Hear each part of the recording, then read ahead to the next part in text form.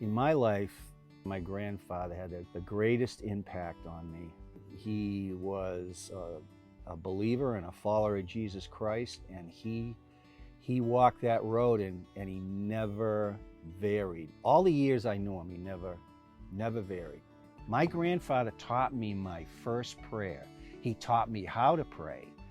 I spent my summers with him, and looking back now, I realize what he was doing. He was actually leading me down that path to a Christian life.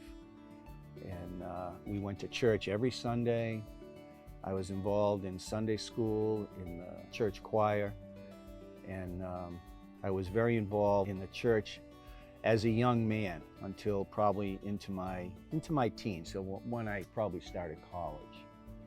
Once I started college, life gets in the way, and you set your sights, at least in my case. I set my sights on other things and ended up getting married and raising a family, and became really busy with my 3 daughters.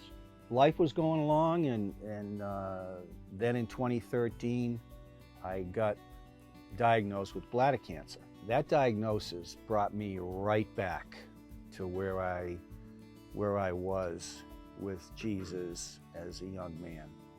And it was an awakening for me, and it was a spark of my faith again, in asking him to give me direction, and I basically turned it all over to him. And it'll be 8 years that I haven't had a recurrence of the tumor, which was an aggressive tumor. And my faith and my prayer, I believe, has saved me. That really brought me back to the church. And I listened to those messages from Pastor Bob, and they had a whole new meaning for me. I was listening to them from a different place, and the inspiration that I received, along with some of the music from the worship team and praying at that altar on a Sunday morning, would just make me cry and break down at that altar. But I could feel the Holy Spirit in me at that time. I really could feel it. And it was because I opened my heart. That's where my faith is today.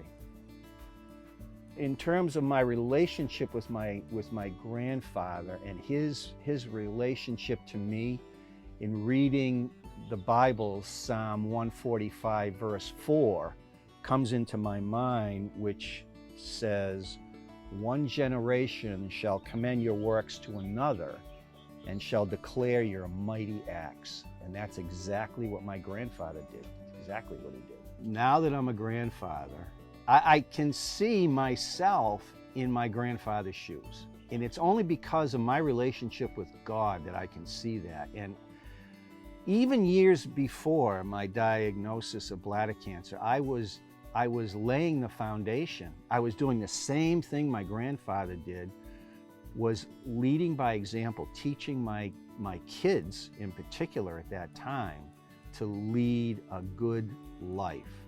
My kids actually mentioned that to me, that you were always there for us, you always listened to us, and you always gave us sound advice.